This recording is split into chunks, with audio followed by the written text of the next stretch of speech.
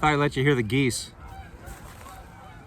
Oh, I had this nice video going, you guys, and I got 11 minutes into it or so, and it filled up. It said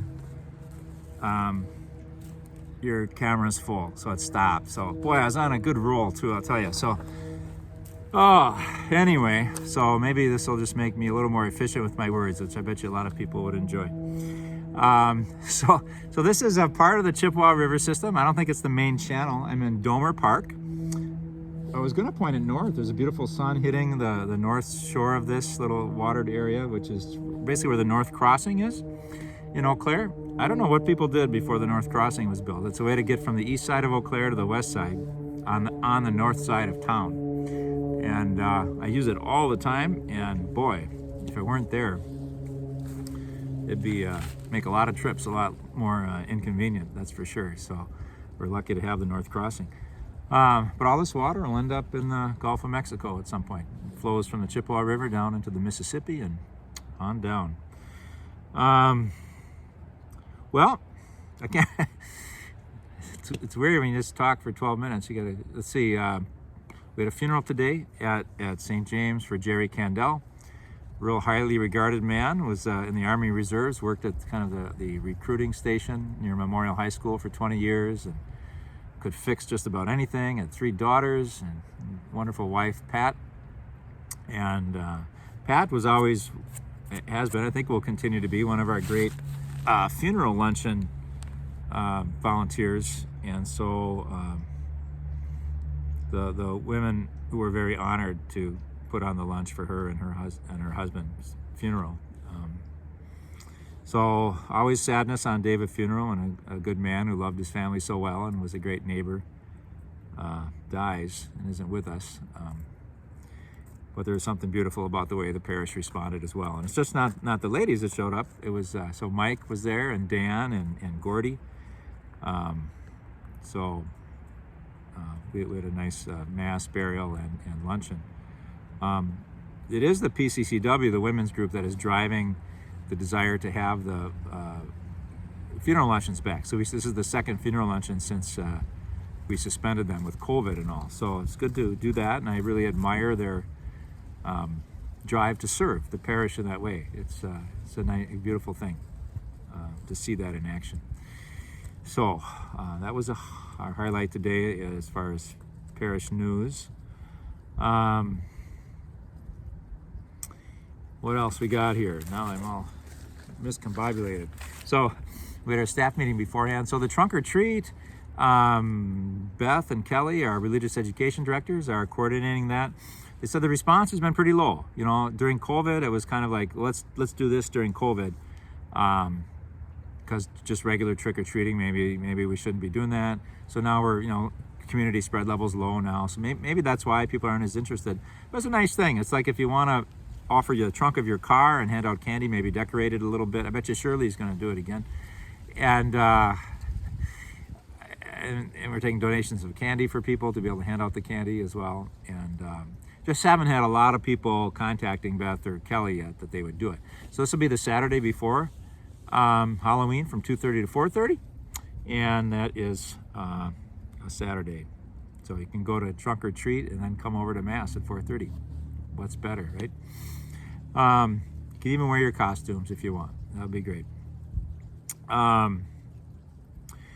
So there's that. So if you want to go, and then they're going to do a pumpkin carving contest too, and they didn't really get any response from people on that. And I'm not trying to scold people, but if you are interested in that, let them know, or they might cancel it. Okay, sound all right? Tomorrow we have the arrival of Father Tom Sweetser from Milwaukee. He's a Jesuit priest. He's going to guide parish leadership in days of retreat. So just with me tomorrow, with the pastoral staff on Friday, and then on Saturday with the pastoral council and other parish leaders and people noted for their great service. And I just tried to reach out to people about that. Every day I think, I should have asked so-and-so. If that sounds interesting to you, you want to be part of it, 6 hours. We have had a few people from the council drop off the last couple of days, which things come up in people's lives, but I really was hoping for a great day of reflection there for everybody. So hopefully that those who are there will be enthusiastic and see the value of it. Like a lot of things in life, sometimes you get really pumped up about something. Yeah, a day of retreat with a Jesuit priest to guide us. That'd be great, And then it gets closer, and it's like, 6 hours. I don't know. So we'll see how that goes. But people, I don't mean that people have good reasons for doing what they do, but I just hope we can maintain a good group that does show up on Saturday, because it's something we're investing in as a parish. Let's see. The Italian dinner. So Beth is doing this Italian dinner, and November 12th, 29 tickets have been sold. I'd like to say 30, but I keep forgetting to get mine in. I'm a single guy, $30. If I go out for dinner or something, I can pay that easily, and it won't be near as good as what we'd be getting at this dinner. This is homemade pasta, homemade sauces, salad, music, homemade tiramisu for dessert. I forget if there's wine or not. Wouldn't be surprised, but I can't guarantee it. It's just a great meal. The value's there for $30, and I know it could be cost prohibitive in certain situations, and it's a fundraiser too. So the whole point is to build some community, but also to raise some funds for St. James. And we are coming up against this big need to restore our school. A lot of the brickwork is crumbling and water is getting in, and we didn't really know about this, when we did our capital campaign. So we do have some money in the capital account to be able to cover that. But as I mentioned before, if it's ever something like you didn't feel comfortable giving to the capital campaign that we ran last spring, for whatever reason, whether it's because of where the money was going or whatever reason, but you see a value in saving our school building, and you'd want to contribute to that, just that'd be awesome. And just put a little note on what it's for, and then it goes right to the building account. Okay. There was a little debate whether to take down the chimney or not, because we used to use that chimney for the furnace, but we don't anymore. So right now, the only thing that vents out of that tall chimney over the school building is the hot water heater. So we could take it down. We're thinking of taking it down, but that's another $24,000 if we want to take it down, add it on to the cost of the thing. So I don't know, maybe the bats need a home or something. We should keep the chimney there. It hasn't really been decided yet, but I'm kind of leaning away from taking it down. It's kind of beautiful in a way too, as far as what do they call that when you see a skyline? The kind of the just the view of it is pretty. I guess they took some off the top of it years ago, like maybe 12 years ago, when they tuck pointed or something, the part of the school building, and they took some of the height of the chimney off and used those bricks to repair other bricks. I didn't know that till today. Mike Bear told me that. Let's see what else we got here. Did I do all the parish news? Today's the Feast of the North American Martyrs, and we had school mass today with that. Oh, I heard Christine sent me a very welcome email. So this is parish news. So generally our parish, before COVID, our parish mass on Thursdays was the nursing home mass. And it was really pretty lovely. And to be with the people from the nursing home, from Orchard Hills, and just a nice community. And I think maybe the residents of Dove West, the nursing home, felt like, hey, it's not just a bunch of people who are old and weak, but there's other people here worshiping with us too. It sounded terrible, but you know what I mean? It's just like, and enjoyed it.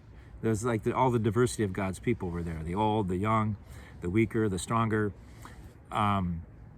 So I think we may be able to get back to that. She said there's still got to be social distancing, and you can't take the residents back and forth into their rooms. That's what our volunteers used to do.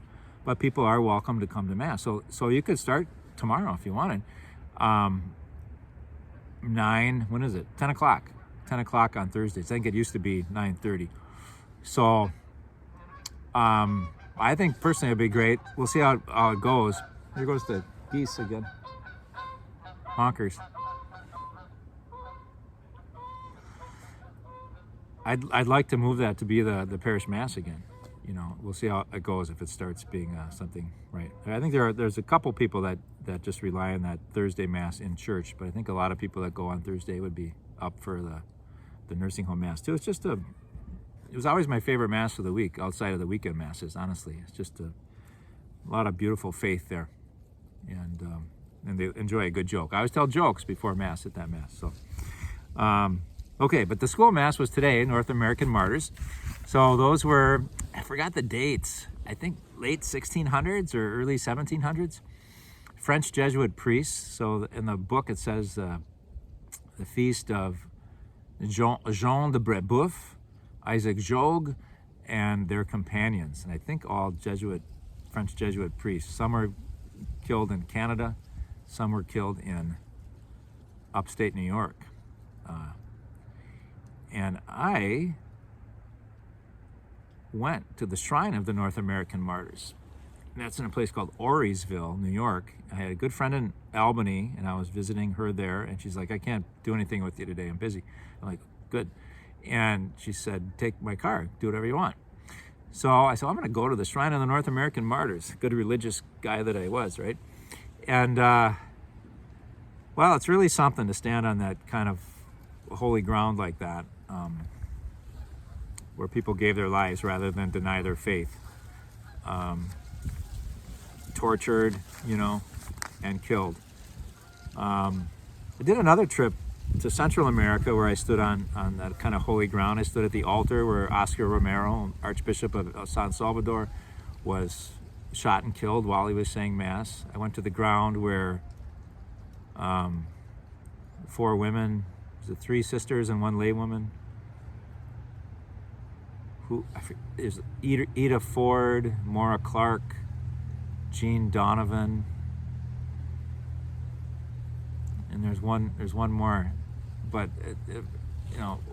wonderful women who went to serve in El Salvador during Civil War and to be religion teachers to the poor, the indigenous population in El Salvador, and they got kind of caught up and kind of caught in the middle of the tensions in the Civil War, and a lot of the military of the government were threatened by some of the education that the poor people were receiving, because it was teaching things like human dignity and maybe land reform. I think these sisters were teaching catechism, but the point is that they were uplifting the lowly, and the powerful wanted to keep the lowly down, and they were tortured, assaulted in awful ways, and then killed. And we stood there, and we'd always stop whenever we were at one of those places on that trip. I was with the Maryknoll missionaries, and we'd sing this: "This is holy ground, we're standing on holy ground.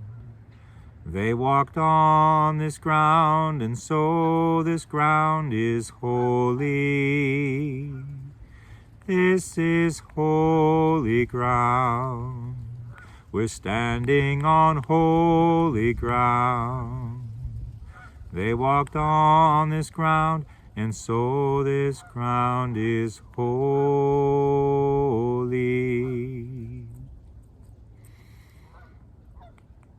So when I was in the North American Martyrs Shrine, same thing. It's just like you read the stories of their torture and their murder and how they stayed faithful to Jesus and their faith.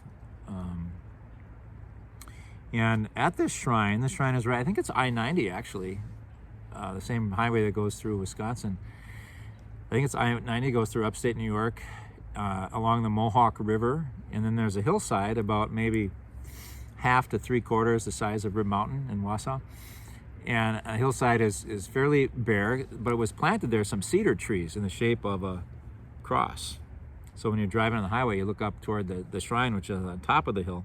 You see on the side of the hill this cross. It's quite striking. And so once I was up on top of the hill at the shrine, I scrambled down the hill, and what a place to pray, Because you read all the stories about the suffering, it kind of makes you want to be strong in your faith. You know, you pray for their intercession to help you be a courageous man, a courageous woman. And then you can go into that cross. You go into the cross, into the trees. And I just kept thinking, I'm in the cross. I'm praying within the cross of Christ, who gave his life, who stayed true to his mission of love, rather than escape or deny who he was. And, you know, I want to live with that kind of integrity, that kind of courage. And just kind of sitting in the cross and asking, I think I asked God, help me to suffer well. Everybody suffers.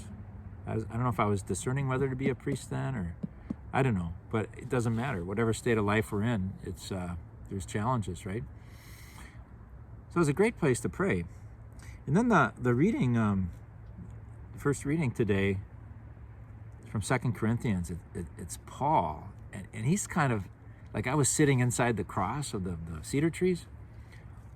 Well, for Paul, St. Paul, he's so mystic. He's a mystic, you know, and it's like the cross of Christ. He's not in the cross is in him. He says when we're baptized into the death of Christ. And we were baptized in the death of Christ. Well, just as God raised Christ from the dead, he'll raise us from the dead when we're lifted from the waters, you know. And so I asked the kids today, I said, what? I said, think about the martyrs as they were really close to Jesus. You know, what do you think they had? And they said, a lot of faith. I'm like, yeah, okay. And I said, for some reason the question came to me. I said, well, what's the difference between knowing about Jesus and knowing Jesus? And, you know, there's different, it's kind of a hard question for little kids, but I always like to pose those little hard questions. What's the difference between knowing about Jesus and knowing Jesus? And they would say some things, something maybe just heard about him, and then if they saw him actually in the flesh, then they would know him. And that kind of misses the mark a little bit, but it's a fair answer for a 6-year-old, right? And or 10-year-old. But then this one is just, we got some precocious youth in the school, and I can't remember all of them, but I mean, the one said, well, you know, I mean, you might have just heard about him, then they know about him, but, you know, if you pray and you talk to him and then you listen and he talks to you, then you get to know each other. And I said, yeah, and that's true. That was true for people in Jesus' time, but it's true for us too. And we don't always hear Jesus speaking, but if we take the time, we know he's alive and he's real, and we can close our eyes and we can pray to him, and maybe then just open our hearts and listen. Maybe sometimes things come into our imagination that we can sense that he wants to tell us, or things he wants us to think about, and we get to know Jesus that way, you know. And there are other things too, but I thought, yeah, really good. And then later this afternoon, I think I was inspired by those children. I don't know, I was just thinking for some reason, trying to think of an analogy, like if you know about a city, like I know about Minneapolis. So it's funny, I was just talking about St. Paul, the person, now I'm talking about Minneapolis. Anyway, so we can know about it, we know where it is, we know how to get there, we know that the Twins and Vikings play there, you know, we know there's that Walker Art Museum there. But to know it, you kind of gotta go there, right? And you gotta visit the Walker Art Museum, and you gotta go to a Twins game. I don't know if you have to go to a Vikings game or not. Or the restaurants. Oh, you know, it's my favorite pizza place in the world is, you know, in Minneapolis, or they have this great Indian restaurant, or and then you get to know the city more. You get to know it. You don't just know about it, you're experiencing it. Or know residents. Know someone from Minneapolis. Why do you like it? What was it like to grow up in Minneapolis, you know? And so you hear stories. And what I really liked about this, thinking about this, was we'll never really know Minneapolis. There's always going to be more to know. There's always more restaurants. There's always more stories. There's always more people. There's different, you know. You never exhaust your knowledge of a city. And I think that's like God. I think that's like Jesus. And hopefully, you know, we hear the gospel stories. We celebrate Eucharist. That the dying and rising of Jesus becomes part of our lives, in us, like it's in St. Paul. So when we're suffering, we know we're not alone. That's part of the experience of Christ's suffering in us. And if we're patient, we trust in God, we await the resurrection leading us to new life, so we learn, we get to know God in that through experiencing that, but we never know God fully. There's that quote, if you ever think you comprehended, you haven't comprehended God, you've comprehended something else, because God can't be comprehended. What am I at? 20 minutes. I want to share with you a couple things. So this is going to be our next book. I think we're going to meet November 30th on this. So Streams in the Wasteland, Andrew Arndt. It's a press I don't usually look to for books with Navigator Press. It's more of an evangelical press, which is great anyway, but I read some excerpts of this and really liked it. I've wanted an approachable book on the Desert Fathers, Desert Mothers for book club for a long time. So there's a lot of volumes out there. There's collections of the sayings of the Desert Fathers, Desert Mothers. 4th century, 300s, seeking greater spiritual experience, greater communion with God. There was this movement to leave the city and live in the desert. And holy monks would do that. And they live in solitude. They sometimes gather once a week for a meal, and they go out and live and pray and deal with temptations and pray. Commune with God and pray. And so a lot of them become very wise, and they collect these desert fathers sayings. So there's stories about these desert fathers. And I didn't read the back cover, but let me just read it. When Christianity first emerged in the ancient world, many referred to it simply as the Way, founded on the life, death, and resurrection and teachings of Jesus. The early church was marked by a peculiar quality of pervasive humanness, a way of being that led to wholeness. As Christianity grew in power and privilege, many felt that quality of humanness was at risk of being lost. And so toward the end of the 4th century, a group of men and women began to withdraw from the halls of power and privilege into the desert to rediscover the radical way of Jesus Christ. The stories and examples of these desert fathers and mothers are recorded for us and can speak to our lives today. And then it just poses some questions. What if we embraced the disciplines of solitude, silence, and prayer? What if we leaned into the life of God that is found in community? What if we began to see our lives as divine gifts given to a world in need? Streams in the Wasteland is an invitation to reconsider the way of Jesus as the path to a more human life in an inhumane world.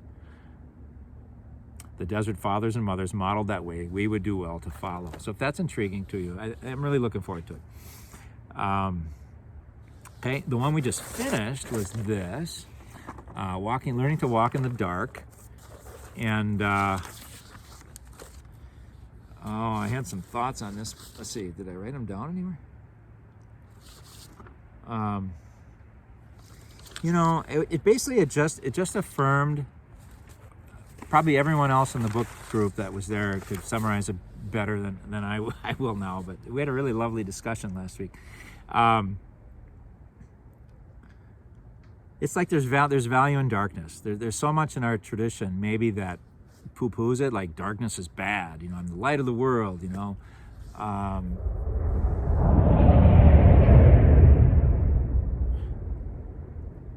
what that is? The train is just starting to move, I think, over that bridge. Isn't that funny? That was loud, wasn't it?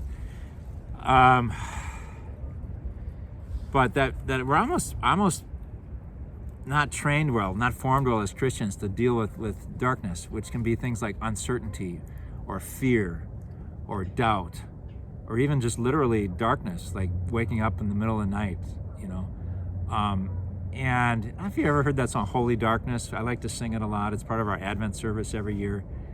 So there are parts of our religion that affirm, the darkness is holy, and Advent is a beautiful time to think of that, and the gestation, the darkness of the womb, And so she kind of affirms all that. A lot of creativity happens, in the dark. But dark, it can be kind of scary. And then it's a call, rather than to run from it and just turn on the lights.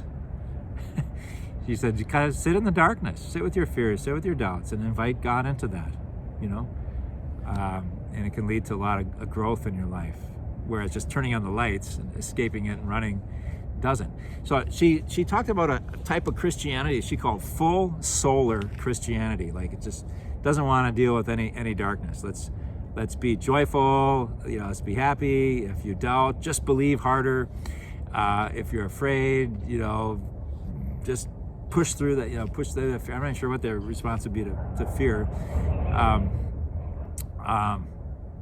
But not affirming, maybe the darkness is good. Maybe this is time for you to embrace your doubts, to be curious about your fears. That was one of the big things, to be curious when you're in the darkness. So I really like that. I've never been I just think we always got to affirm the harder points of life when we're lonely and all that. I think we get a lot, because they're going to be there for everybody. Loneliness, pain, suffering, doubt, fear, all those things. And if we just try to take a pill to get rid of all that, or we turn on the lights, or just avoid it, we're not going to grow real much. There's always going to be, because we don't get rid of it. So to become friends with it, to be comfortable in the darkness. There were a couple of passages that I thought were pretty beautiful. So she talked about St. John of the Cross as dark night of the soul. And you probably heard that phrase, and maybe it gets misused. I'm not any expert on it, but I think basically John of the Cross says, when you're really trying to pray and you're trying to go closer to God with your life, there will be a point, if you're going to change from one level of spiritual growth to the next, that'll be painful, because there'll be a dying to the old and a rising to the new. One of his pithy phrases was, if you're gonna get to a path that you know not, because it's more mature, more advanced than where you're at, you have to go by way that you know not. So it'd be a little unfamiliar. And so sometimes just maturing in the faith, kind of all the things that I've held on to that will kind of give you comfort, maybe go away, or you question them or something, and it's like, oh my gosh, I gotta run back, and I gotta just cling to that. But like someone like John of the Cross would say, no, just keep praying, stay open, and God may be leading you to something newer, deeper, and better.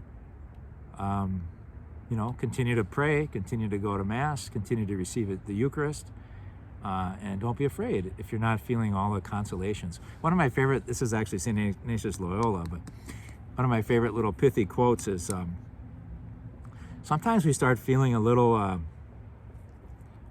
uncomfortable or insecure in the prayer life. So maybe when we start praying, or we learn how to pray, it's like, wow, this is great. I feel good every time I pray, and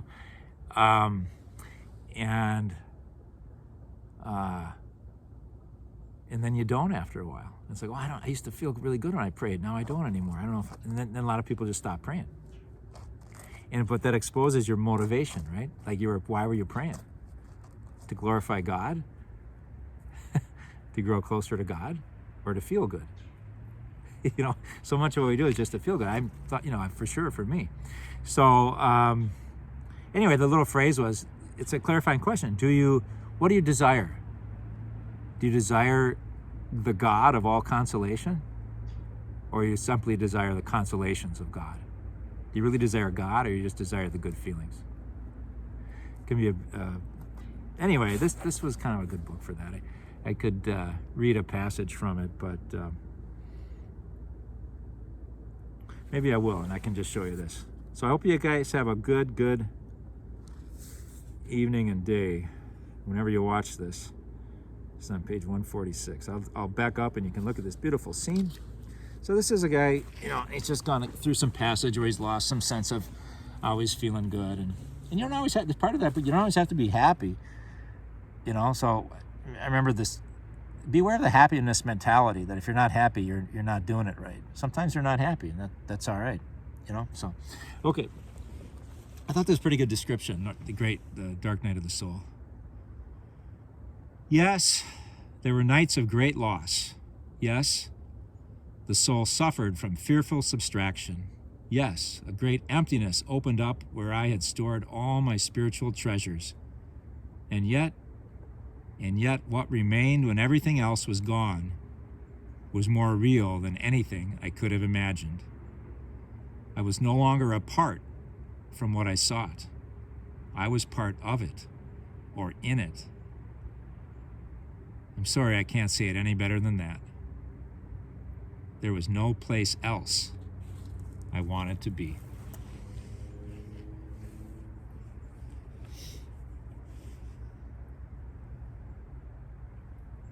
So Lord, we thank you for holding us in your hands. Sometimes we feel it and it feels great. Sometimes we don't, and maybe we wonder where you are. It's our faith that you continue to hold us, whether we feel it or not. Help us to be strong in you. Help us to be your light in the world tomorrow and today. God bless you, everybody.